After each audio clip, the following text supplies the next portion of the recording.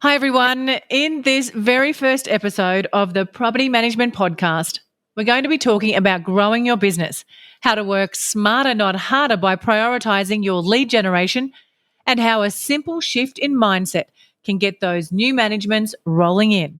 So let's dive into the episode. Welcome to the Property Management Podcast with That Property Mum. I'm your host, Kylie Walker. I'm a former television sports journalist and mother of four, turned co-owner of $1 million real estate brand. Each week, I teach women in the property management industry all the best tips to help you balance your career and family, grow your dream business, master your fear, boost your confidence, and conquer your mindset. Ready to get started? Let's dive in. Welcome, everybody. I am so happy to have you joining me here today. I am really excited to get this podcast off the ground. It has been a long time in the making, and I am super excited to be bringing this very first episode to you. My name is Kylie Walker from That Property Mum, and in this episode of the Property Management Podcast, you'll learn exactly how to grow your business by prioritizing your prospecting and lead generation tasks so that they get done every single week without excuses. And I'll share a simple mindset shift that involves a little word we all fear called no. But first, let me tell you a little bit about what led me to this moment and sharing a podcast with you. 13 years ago, I left my day job as a television sports journalist, and I was working long hours and weekends, and with 4 young children, I was missing out on way too much. Weekend sports, nighttime routines, and I'd used up all of my babysitting favours from family and friends. Ultimately, it just didn't fit in with the work-life balance I had envisaged for myself. Worst of all, the mother's guilt was crippling. So I jumped in and started a real estate business from scratch with zero experience. How hard could it be, right? Well, I'm not going to lie. The grass was not greener instantly, and the early days were tough and the hours long. I suffered multiple illnesses, including burnout and a heart condition from stress along my journey. I also lost a lot of really great property managers due to poor leadership and stress. And I thought to myself, surely there has to be an easier way to do property management. And so I stripped back my life and my business. I started from scratch and rebuilt my business and got to know myself for the first time in my 40s. And I know I don't look that old. I actually turned my business around. Finally, I started to make a profit. My team was happy and not overworked, stressed, and looking for a new job. And I was able to achieve some of that balance for the first time in my life. Now I'm on a mission. I want to share my strategies, steps, and tools with you so you can skip to the good stuff without all that pain and heartache that I encountered, well, most of it. This podcast is my chance to make property management, business, and being a working mum easier for you. Simple as that. Now let's start this episode with the big question on everyone's minds. How do I grow my business? And in all honesty, there's not one quick and easy way, no magic ingredient. But today I will share with you 3 really simple strategies to get you focused on generating new leads, winning new managements, and growing your business. The first thing, and the biggest mistake that I see almost every business owner, property manager, and BDM make when it comes to growth, they simply don't prioritize it. I have, and I am still guilty at times of not being intentional about growth. And unless you absolutely love to stare down the face of rejection every single day, and that takes a special kind of personality, I'm going to guess that your prospecting is the one task in your day and weeks that gets put on the back burner the easiest and the quickest. Honestly, I would staple marketing packs or color code my filing cabinet or organize my inbox. anything rather than doing my lead generation tasks, especially when it came to cold calling and door knocking. These days, I avoid tasks that cause me discomfort by scrolling mindlessly on social media. Please tell me you do that too. You jump on and you check one notification, and then an hour and a half later, you finally come up for air. But generally, you're feeling less inspired and motivated because you've spent so much time comparing yourself to your competitors, who are probably out there chasing your leads while you are inside procrastinating on social media. And I'm calling myself out and you here big time. In all honesty and reality, your lead generation tasks should be the one thing that you prioritize every single day and week. It should be the only non negotiable task blocked out in your calendar, apart from self care and family time, of course. Now, once I did prioritize my time around prospecting and lead generation, can you guess what happened? I had new leads flowing in. My prospecting pipeline was always full, and I was able to convert more managements than I ever had before. All because I simply intentionally decided to make growing my business a priority. I stopped whining about it and complaining to anyone that would listen that I've tried everything and nothing is working to grow my business. And I actually put time every single day in my calendar and got to it, no matter what distractions were thrown my way. And we all know that in property management, no day is ever the same. Or in the words of the wise Forrest Gump, it's like a box of chocolates. You never know what you're going to get.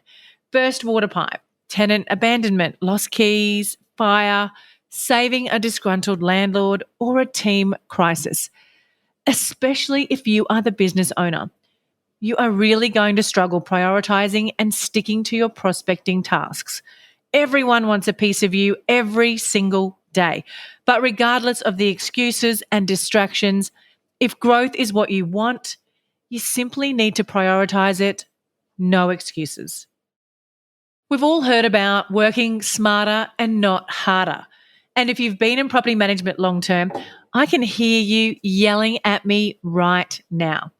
Yeah, right. Easier said than done. But who said that you have to do every single task yourself? When it comes to lead generation work and delegating tasks, I have a couple of strategies that I absolutely love to teach. The first is seeking help from someone else or delegating your administration tasks. Whether your office has a virtual assistant, a receptionist, or some other form of support staff, get some help. My kids were my helpers in my early days, folding letters and stuffing envelopes. Let me share a little story about the grind and the hustle to generate leads when I first started my business. Now, we were broke, and I'm talking living on pasta bake 3 nights a week because it was the cheapest thing to feed 6 people at the time. My husband was getting a few sales in, so that kept a roof over our head. Although the roof over our head was actually a tin shed that was a granny flat attached to our house. It's actually where I am recording this podcast right now. And you see, we opened the doors to our new business in 2011. And for many of you, that year might not hold much significance. But for people in Queensland, it was the 2011 floods. Now, we signed a lease on our business on a Friday, and by the next week, our home went under and we pretty much lost everything, except the tin shed and the office. And we couldn't have started in real estate in a worse time. But we got through it by offering to help people who were flooded, tenants and landlords. We helped clean out properties, we coordinated repairs, and eventually we got the call to release their properties months later. We also sat up every single night and did prospecting. We printed and folded letters. We licked envelopes and stamps when that was still a thing. We also drank a lot of red wine. But that is honestly how we made our prospecting happen every single day, week after week. And eventually those small actions that became a daily habit resulted in new business, a lot of new business. We actually grew 400 managements in 4 years. And once we grew big enough and could afford support, I realized I was wasting my skills doing those admin tasks when I should be working on bringing in the new managements. This did take me a long time to accept and to let go of the need to control everything.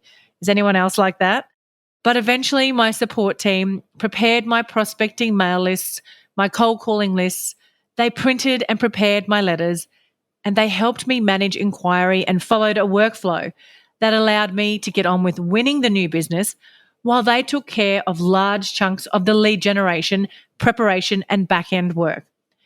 Today, I have virtual assistants and an admin team that continue to prospect for me, even when I'm not actually working in the business. So take a look at how you are currently prospecting for leads. How can you simplify it? What support can you enlist to free up your time for dollar producing tasks? Now, who listening hates hearing the word no?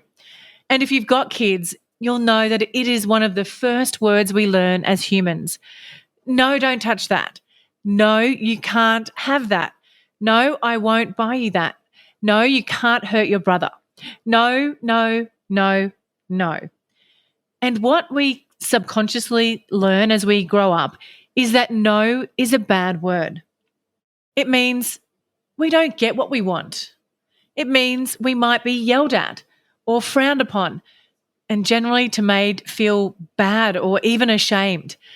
And the negative emotions that we associate with the word no play out in the rest of our lives, especially if we work in a sales industry. And when you're trying to generate leads, at least the old school way by cold calling or door knocking, or even emails to a degree, you are constantly faced with confronting those negative emotions around the word no. You hear no way more than you ever hear, yes, I'd love to work with you immediately. And you see, our minds like to protect us, and it doesn't want us to feel those negative emotions. So it will create distractions in the form of an inner voice or procrastination and avoidance. Ultimately, our mind wants us to avoid rejection. Tell me if you can relate to this. You've sat down to make some calls, to generate leads, or to win new business. And before you even make the first call, you've found a butterfly to chase around the office, or you jump into a conversation that you honestly couldn't care less about, or you've got to find a new notepad or get a blue pen instead of the black pen. Anything, right? To avoid making those calls that might mean you hear no. So, how do we overcome that fear of rejection? Well, it is honestly a simple mindset shift. Tell yourself, or even better, write them down. A no is a one step closer to a yes.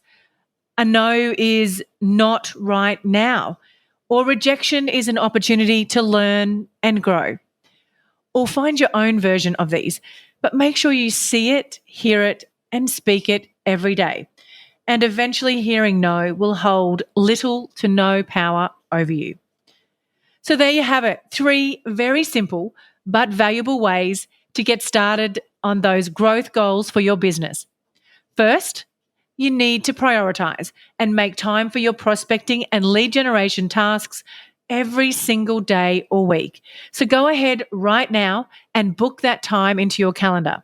Can you squeeze in just 30 minutes a day?